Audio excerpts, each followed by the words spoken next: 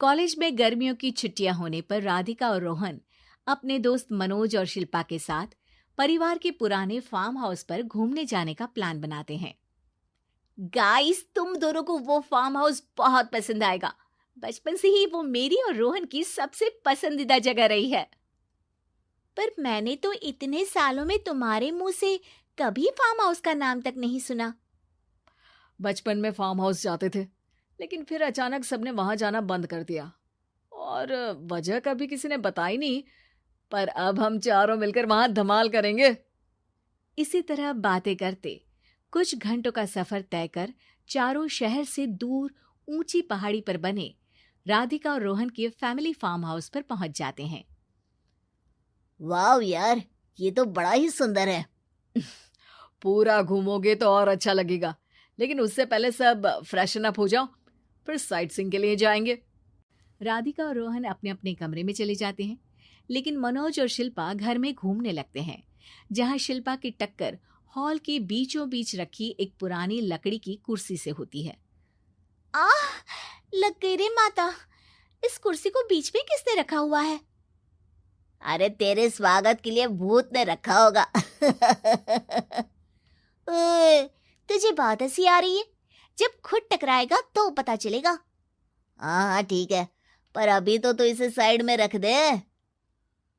शिल्पा कुर्सी को एक कोने में रख देती है और वो दोनों भी अपने कमरे में चले जाते हैं, जिसकी थोड़ी देर बाद चारों बाहर घूमने निकल जाते हैं। इसी तरह रात हो जाती है। फार्म हाउस में वापस आकर वे लोग सीधा सोने चले जाते हैं। आधी रात को मनोज की नींद खुलती है। बड़ी तेज प्यास लगी है, पानी साथ लेकर सोना चाहिए था। अब रसोई तक जाना पड़ेगा। मनोज आंखें मलते हुए कमरे से हॉल में आता है और अचानक रास्ते में रखी कुर्सी से टकराकर जमीन पर गिर जाता है। अरे मर गया रे दादा।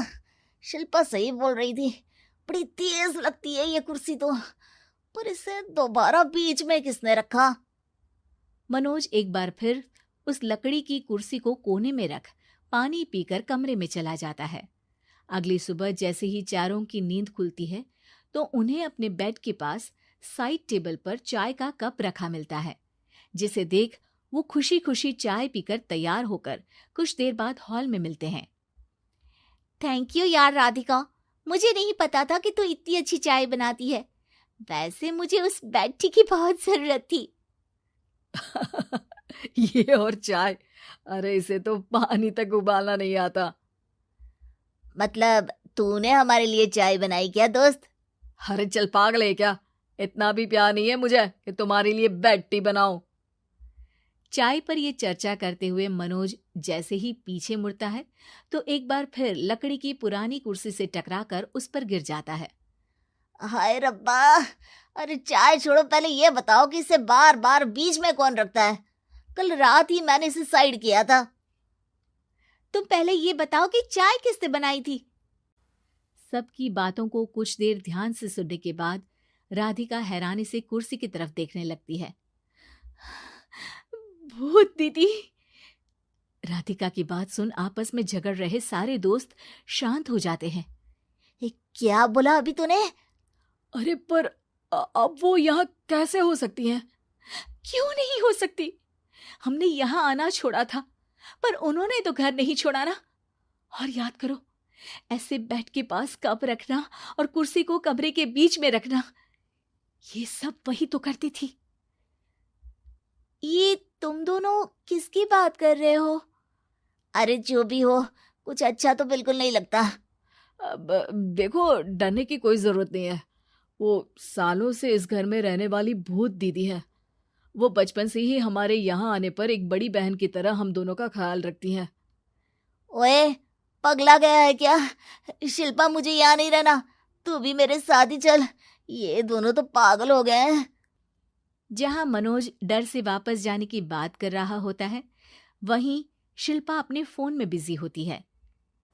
क्या तुम्हें यहाँ की सिचुएशन समझ में नहीं आ रही जो फोन में लगी हो? जिसे जो करना है करो, मैं तो जा रहा हूँ।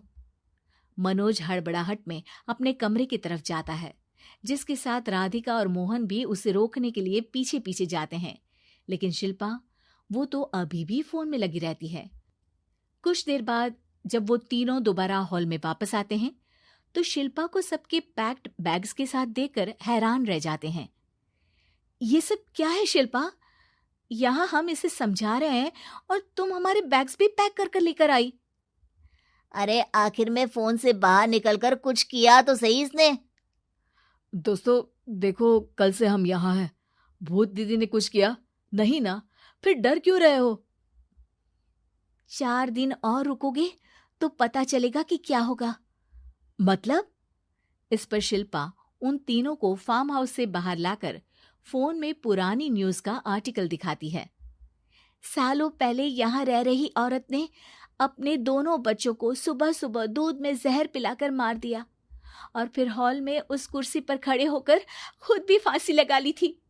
तुम्हारी बातों से मुझे इस केस की याद आ गई। गूगल किया तो पता चला कि ये वही फार्म हाउस है। अभी भी यहाँ रहना चाहते हो जिससे कुछ दिनों में वो सबको थोड़ा थोड़ा जहर देकर मार दे? अरे पर ये दोनों तो बचपन से यहाँ आ रहे हैं, फिर इन्हें अभी तक कुछ क्यों नहीं हुआ? वो तो पापा बताते हैं कि हम आते थे। हाँ, और मुझे भी एक बार का ही याद है। वाह, और कहानियां तो ऐसे सुना रहे थे जैसे सदियों से यहीं रहते हो। तीनों ये बात कर ही रहे होते हैं कि अचानक फार्म हाउस में से एक आवाज सुनाई देती है। मैं यहाँ किसी को जिंदा नहीं रहने दूंगी, किसी को नहीं। बस ये सुनने की देर ही होती है कि चारों डर से कांपते हुए तुरंत कार में बैठकर वहां से भाग जाते हैं।